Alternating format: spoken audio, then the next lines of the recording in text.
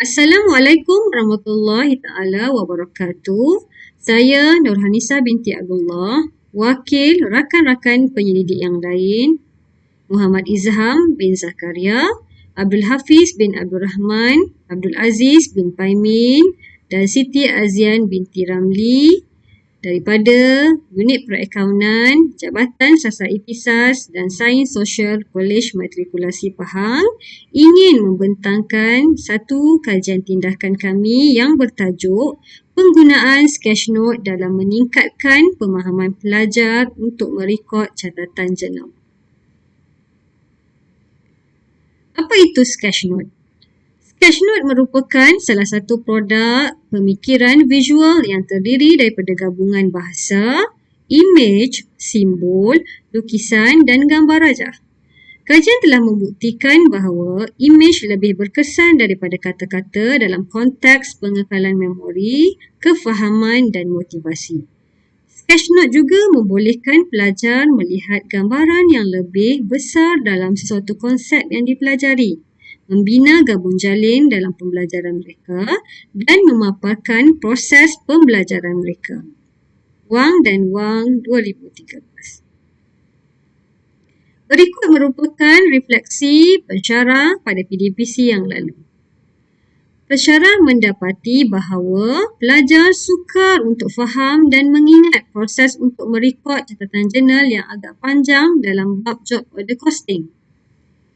Pensyarah selalu keliru apabila merekod catatan jurnal untuk applied manufacturing overhead. Selain itu juga, masih terdapat pelajar yang terbalik apabila merekod jurnal pelarasan untuk overhead applied dan under applied manufacturing overhead. Dan akhir sekali, masih ada pelajar yang menggunakan terminologi yang salah apabila merekod catatan jurnal. Ini dikuatkan lagi dengan dapatan daripada laporan kerja calon hasil daripada bengkel pemeriksaan skrip jawapan calon program matrikulasi. Dapatan yang kami perolehi adalah ramai pelajar yang masih keliru perekodan jurnal pelarasan kos barang dijual dan overhead kilang. Ramai pelajar tidak dapat mencari kerja dalam proses akhir. Calon masih lemah dan kurang pemahaman berkaitan overhead terkurang dan terlebih serap dan gagal memberikan catatan jurnal pelarasan yang berkaitan. Masih terdapat calon yang terbalik, tersilap dan keliru berkaitan akaun yang perlu didebit dan dikreditkan.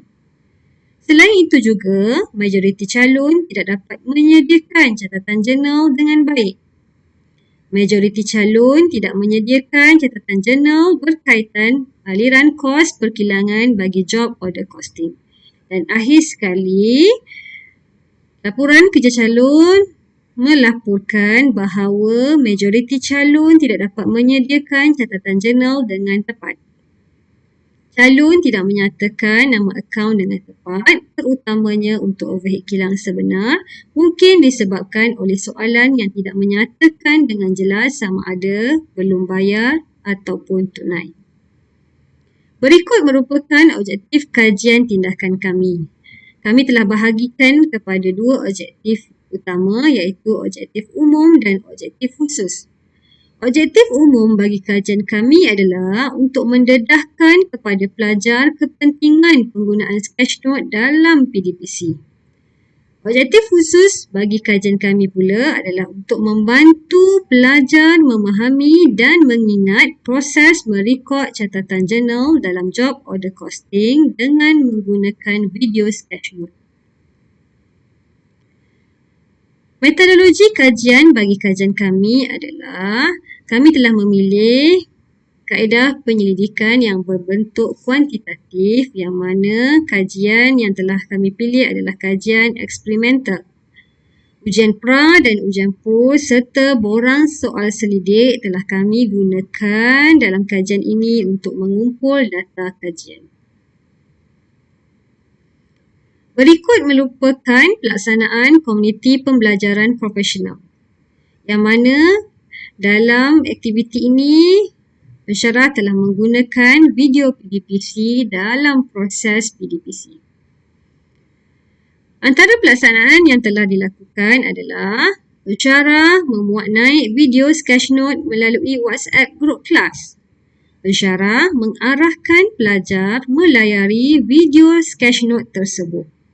Kemudian, pensyarah mengarahkan pelajar mematikan telefon pintar masing-masing setelah melayari video tersebut. Pensyarah mengarahkan pelajar duduk dalam kumpulan seramai 3 orang. Kemudian, pensyarah mengarahkan pelajar menghasilkan sketch note berdasarkan topik yang dipelajari melalui video tersebut.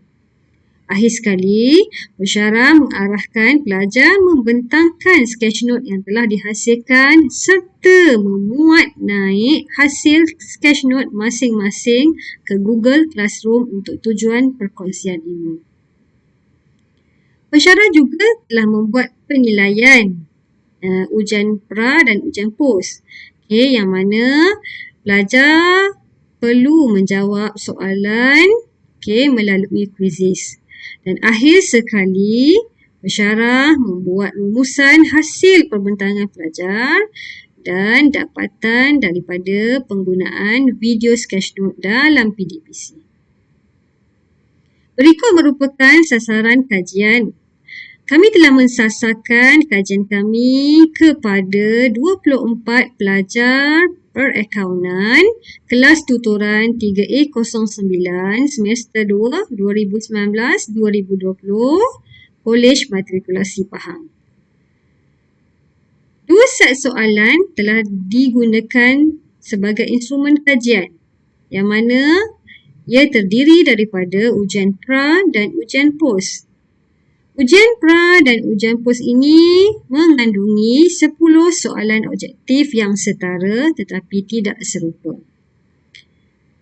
Kajian kami juga mempunyai batasan kajian dan kami telah menyenaraikan 2 batasan kajian.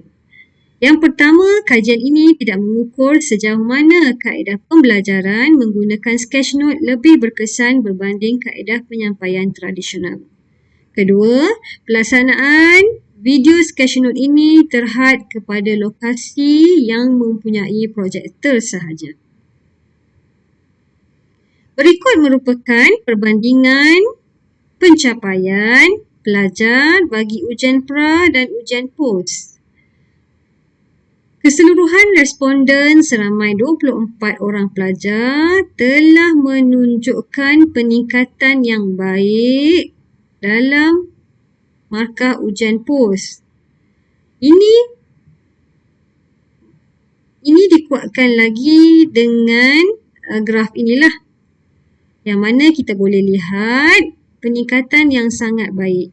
Ini menunjukkan bahawa penggunaan video sketch note dalam PDPC pensyarah dapat meningkatkan pemahaman pelajar dalam merekod catatan jurnal bagi topik job order costing. Kesimpulan yang kami telah dapat buat hasil daripada kajian tindakan ini adalah yang pertama, aktiviti PDPC menggunakan pendekatan video sketch note melalui WhatsApp telah memberikan kesan yang positif terhadap skor ujian pos. Kedua, aktiviti PDPC menggunakan sketch note dapat meningkatkan pemahaman dan proses mengingat untuk merekod catatan jurnal.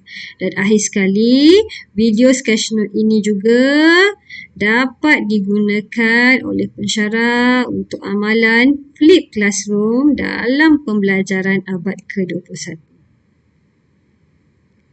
Berikut merupakan aktiviti-aktiviti yang telah dilaksanakan dalam proses PDPC.